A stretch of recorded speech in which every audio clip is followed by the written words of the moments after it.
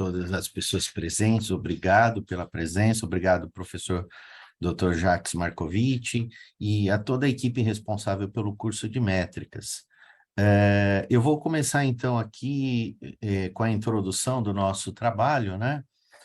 O trabalho nosso, ele aborda, né, a concepção, implementação e monitoramento de um programa de relacionamento com os egressos do ensino superior, né? Então, essa foi a abordagem do nosso grupo. No próximo slide, a gente já pode observar a equipe que participou, professora Adriana, Ana Luísa, Carlos, eu, a Lohana, o Rafael, a professora Thaís e a Thalita também. E para a gente entender um pouquinho qual foi o caminho que nós trabalhamos, né? Então, o objetivo que o nosso trabalho está se propondo aí é exatamente elaborar uma proposta de um programa viável, né, de relacionamento com egressos de graduação e pós-graduação nas instituições federais de ensino superior. A parte de concepção, implementação e monitoramento, né, que é o nosso trabalho, nosso enfoque, né?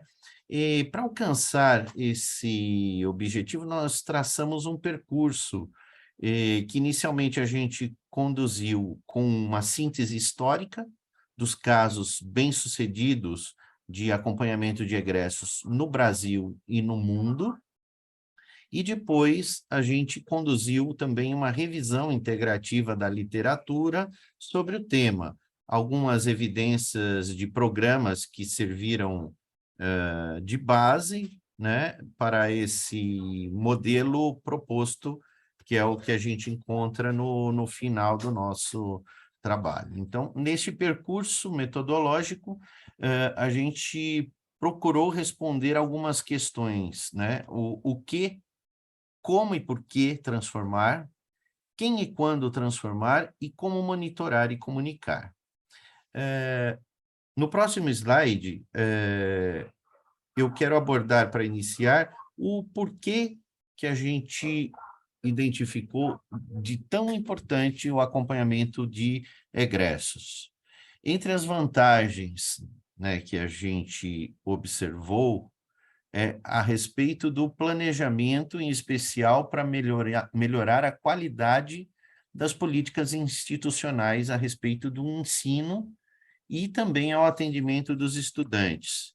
Então, destacou-se essa possibilidade de levantamento de informações para a gente aprimorar os cursos e conectar a formação oferecida com essas necessidades dos egressos lá no mundo do trabalho.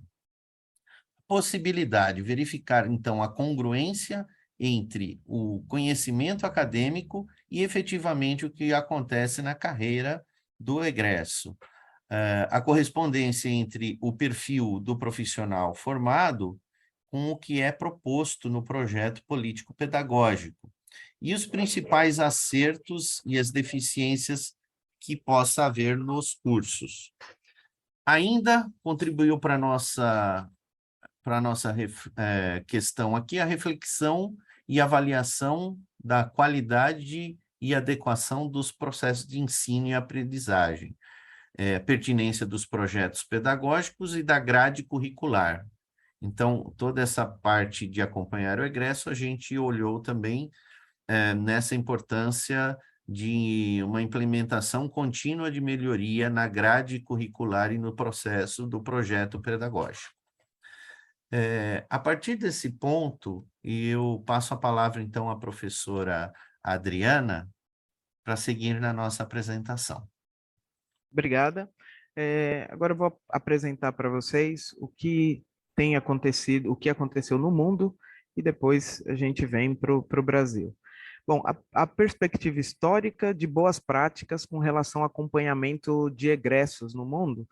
a gente percebe um grande trabalho desenvolvido nos Estados Unidos e na França, que foram trabalhos pioneiros no acompanhamento de egressos.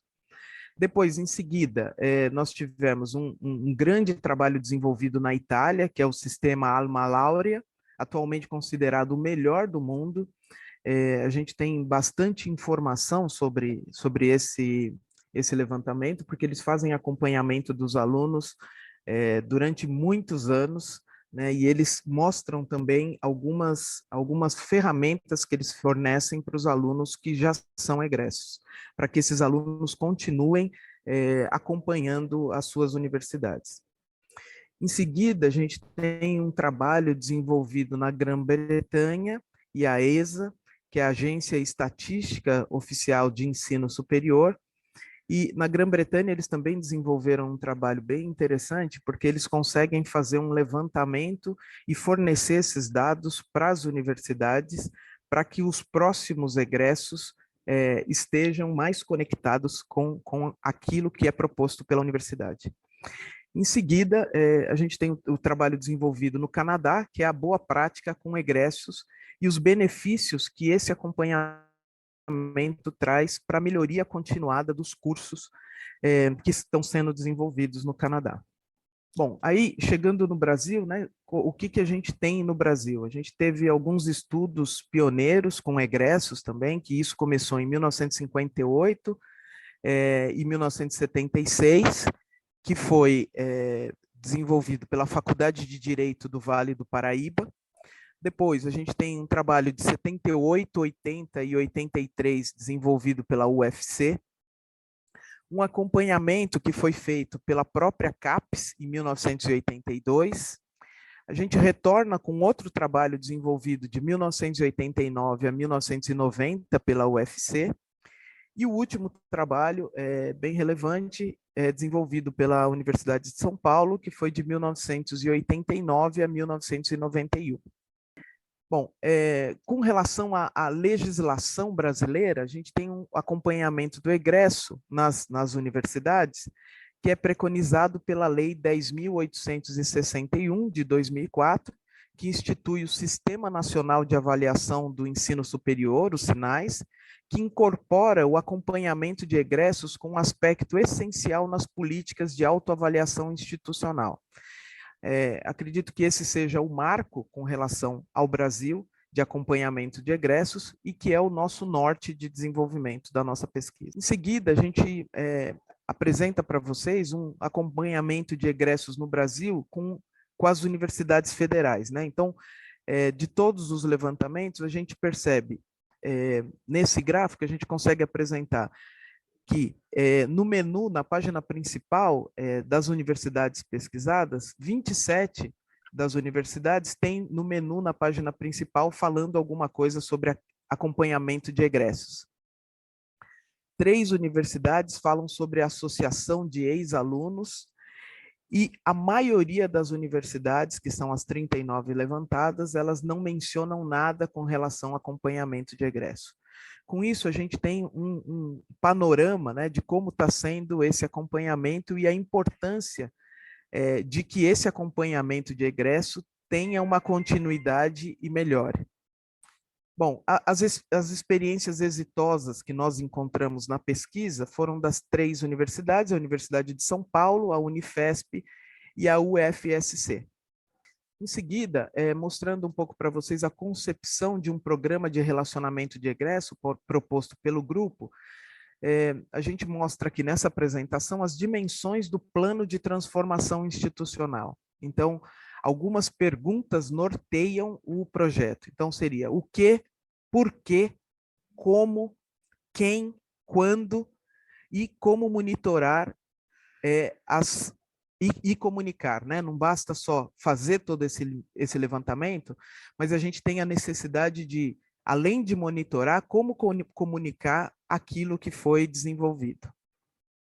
Obrigado, Adriana. E agora vou apresentar a terceira parte do nosso trabalho, que é basicamente a síntese e recomendações, a síntese das experiências de acompanhamento dos egressos que nós levantamos, as características dos tipos de programas que existem, inclusive as sugestões que a gente gostaria que existissem nesses programas são O portal de egressos da instituição, que é a forma mais comum, é uma iniciativa institucional de preparar alguma forma interna mesmo de acompanhar os egressos.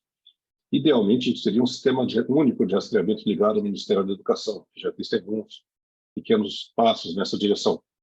E nós identificamos também a necessidade da linkagem, assim como o grupo 4, se não me engano, a linkagem de dados de egressos com os dados da Previdência Social de outros sistemas. E aí é bem abrangente. A Previdência Social mostra para a gente, de certa forma, o sucesso e o que as pessoas têm feito. Mas também tem as redes sociais, tem o próprio Lattes, para quem está na área acadêmica, redes sociais como o LinkedIn, que apresenta uma forma da própria pessoa dizer onde ela está, como é que ela está empregada.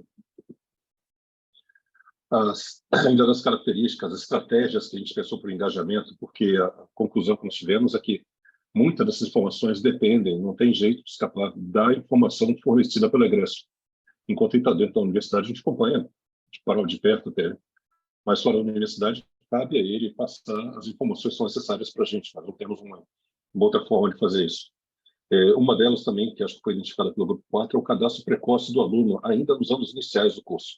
A gente tem que acompanhar o aluno desde o seu desenvolvimento e imbuir nele a ideia de que ele é parte de uma família, que ele é parte de uma organização e que ele vai, depois de sair da organização, depois de se graduar, ele não larga a universidade completamente, ele faz parte da história. Outra parte que a gente discutiu, que foi assim, acho bem interessante para a gente, é o fortalecimento da cultura de pertencimento à universidade, que é uma coisa que a gente vê em algumas universidades do Brasil. Isso é um exercício rápido que eu passo para os colegas. Quando vocês estiverem dirigindo, vejam os adesivos nos carros. Vocês vão ver que algumas universidades têm, alguns carros têm adesivo de universidade. Isso é muito comum, por exemplo, nos Estados Unidos, onde você vai lojas dentro da universidade e encontra material. Existe aquela cultura de que eu visto a camisa da universidade. Eu saio na rua, não é um uniforme, é uma escolha minha de ter uma representação da universidade. Como eu falei, a gente vê pouco isso no Brasil, a gente tem que fortalecer essa cultura.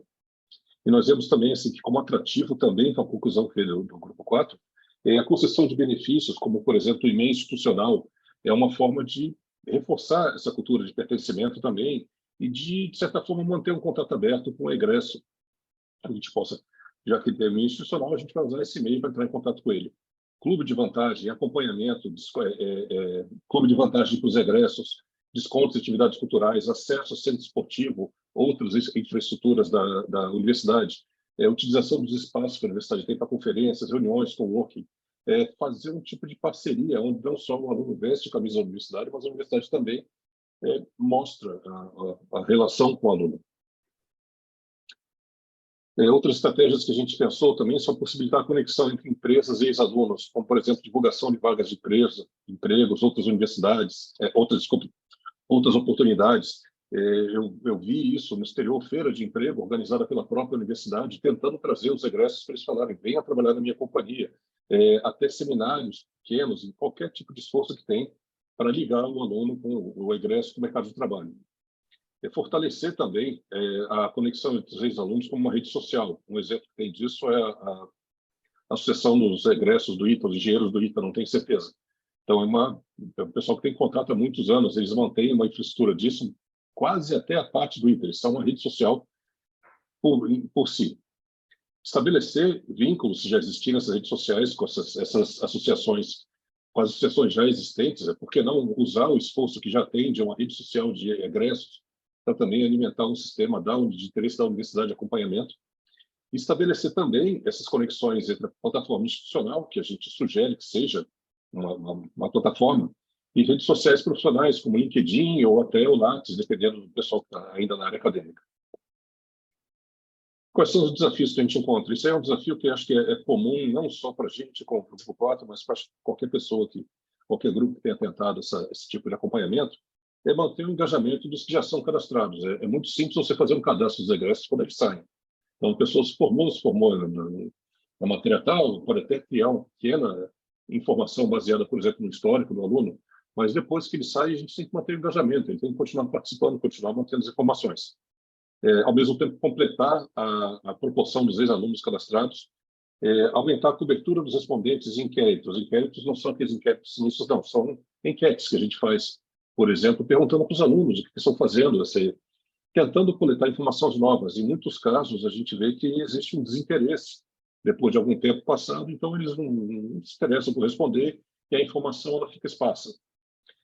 Também, quando evolutiva a sociedade, pensando na geração de produção de dados, a gente tem que manter a transparência das informações como devolutiva à sociedade. Essa talvez seja uma parte que dá um pouco de trabalho, porque algumas informações são de interesse da universidade, mas por que não? Já que a gente está pedindo, por que não devolver à sociedade com as informações sobre os egressos?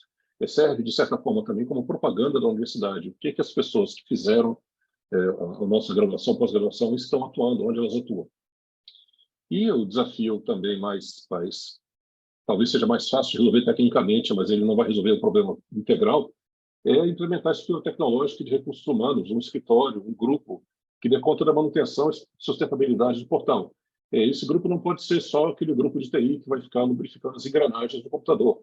São pessoas que têm que, inclusive, verificar aspectos dos dados faltantes, procurar mais informações, reforçar o contato com os egressos.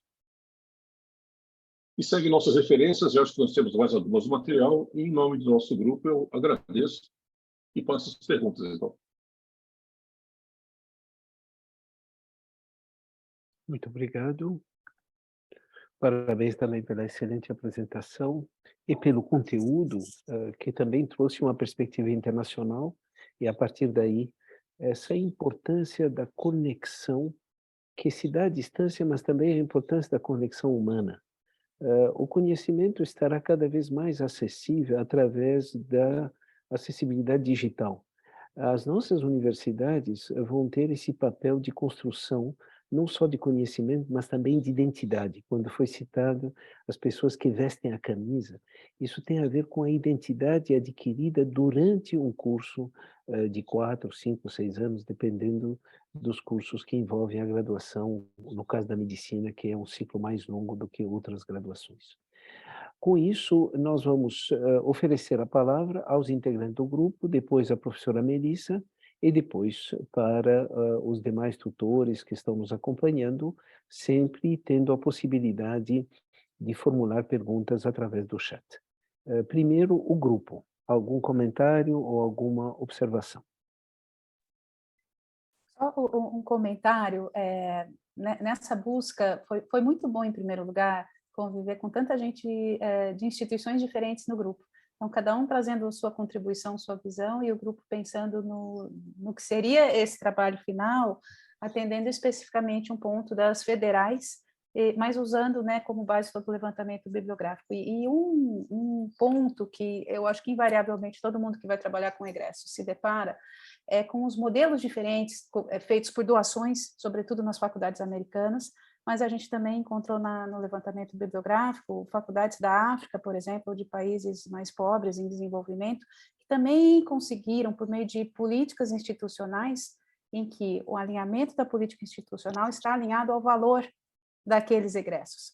Então, a gente volta aos laços afetivos, aos valores e à importância que isso tem. Então, foi um trabalho assim, bastante desafiador. Quando a gente imagina que possa ser possível ir para um caminho mais simples, a gente vê que não, é muito complexo, né? Trabalhar com isso, e eu acho que todos os participantes do grupo saíram motivados, né? Para cada um a multiplicar isso nas suas instituições. E, por fim, eu gostaria só de aproveitar, já que eu pedi a palavra, professor Jacques, para fazer um agradecimento geral a toda a equipe do curso de métricas, né? Então, acho que agradecer a oportunidade da gente ter feito esse curso, não só com foco no trabalho, mas todo o conteúdo ao longo desses meses, pela qualidade de todos os conteúdos, das apresentações, pelo cuidado da equipe, e falei um pouquinho já da diversidade, né? Como foi interessante a gente ver, e da importância da mudança cultural para tudo. Então, eu entendo que a gente encerra esse curso com os trabalhos mais específicos, mas é evidente que a mudança que já foi mencionada aqui vai fazer parte da vida de cada um de nós, egressos de métricas. Então, um exemplo foi a proposta para a diretoria da ESAL, que acho que gostaria de compartilhar com os demais. Muitas reflexões que saíram das atividades desse curso foram compartilhadas com colegas da ESAL, que a gente ganhou engajamento de professores, de funcionários, de alunos, por pensar nos valores da universidade para uma nova era.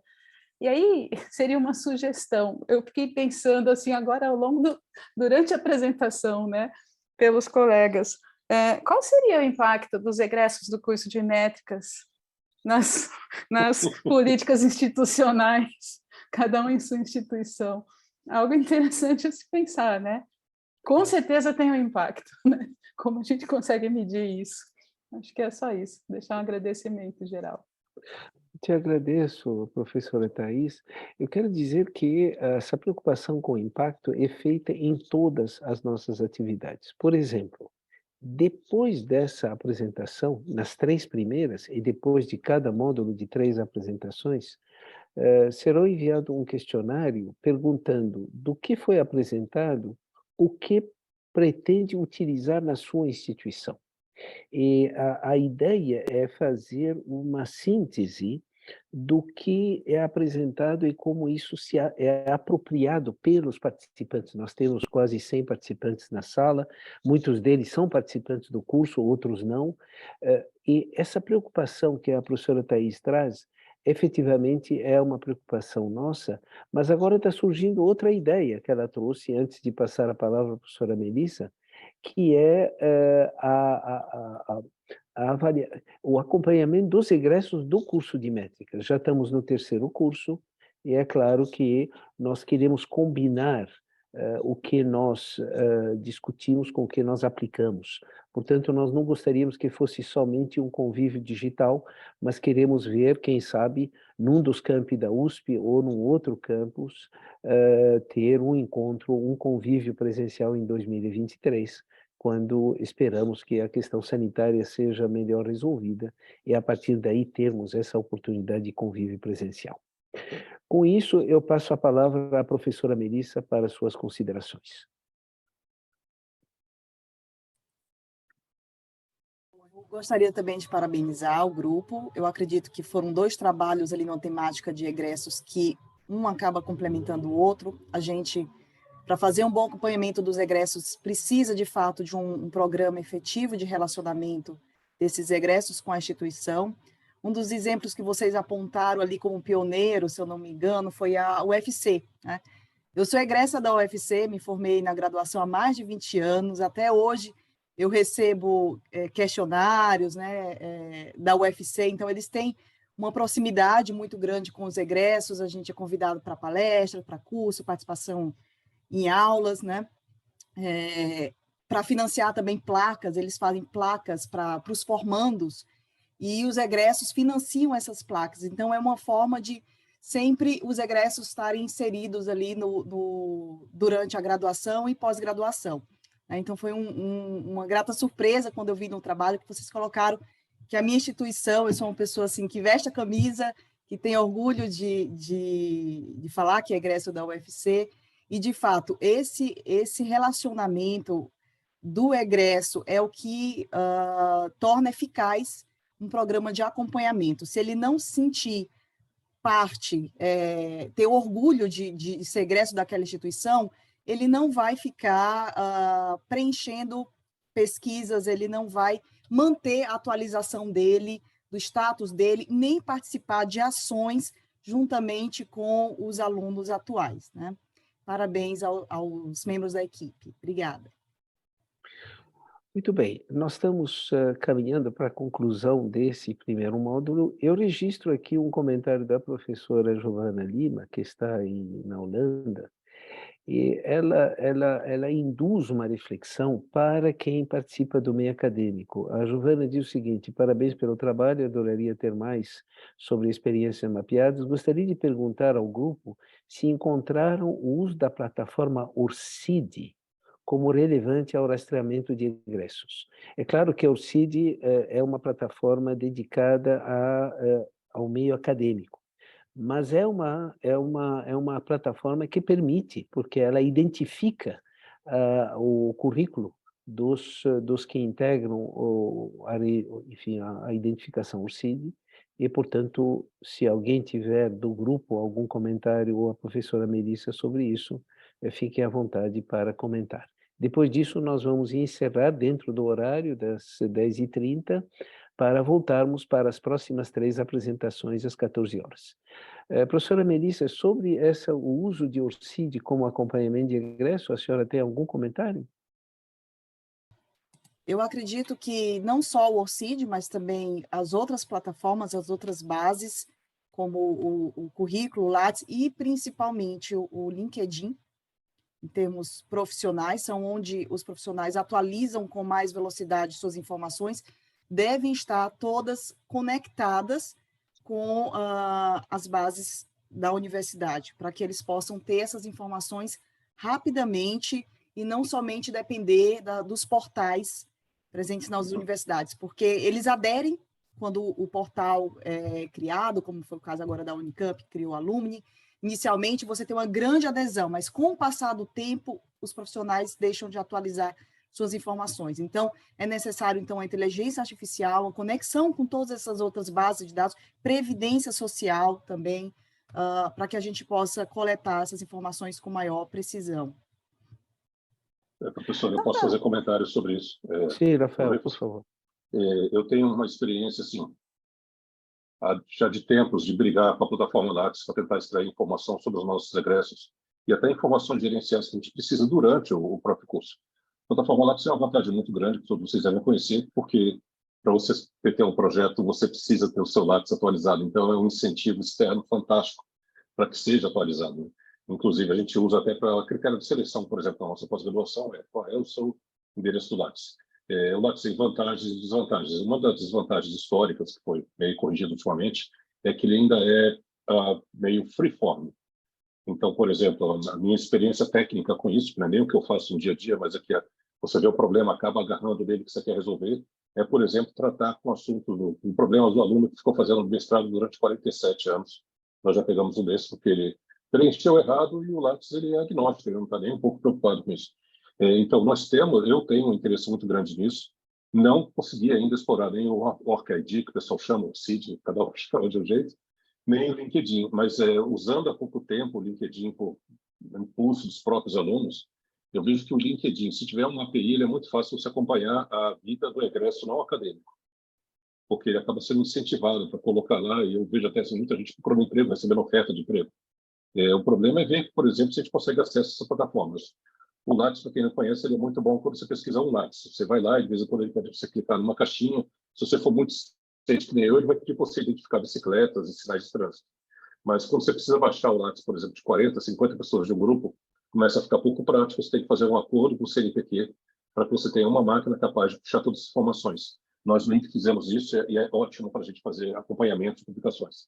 Então, resumindo só a resposta, para não ficar muito longa. Essas plataformas mais tecnológicas, eu tenho trabalhado assim, muito com Lattes, começando a ver o LinkedIn e olhando de longe, por enquanto, o ORCID.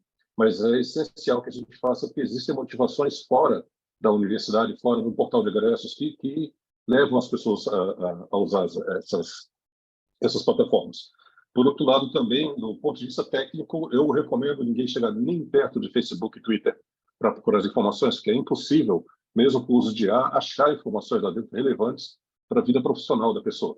Então, realmente, se tiver um esforço nisso, procurar as APIs que permitem acesso, ver qual é o custo de fazer isso, porque o Lattes é gratuito, mas precisa de um acordo com o CNPq.